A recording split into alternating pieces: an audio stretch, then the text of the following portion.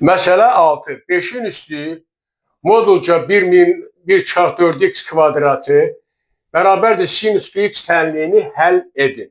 Tənliyi yazırıq əvvəlcə. 5-in üstündə modulda 1/4x kvadrat bərabərdir sinus pi x.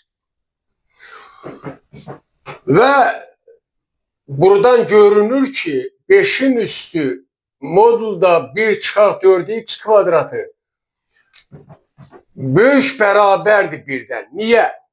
Əsas 1-dən böyük 1-4x kvadratı. Çünki 1-4x kvadratı modulca böyük bərabərdir 0-dan. Onda 5 böyük bərabərdir 0, böyük bərabərdir 1 ödəyir. Və modulca sinus pi x də kiçik bərabərdir 1-dən. Sol tərəf böyük bərabərdir 1-dən, sağ tərəf kiçik bərabərdir 1-dən.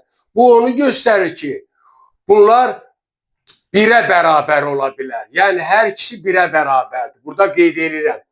5-in üstü 1/4x kvadratı bərabərdir elə sinus x pi x-ə.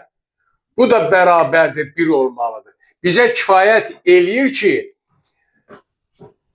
5-in üstü 1/4x kvadrat bərabərdir 1 götürmək.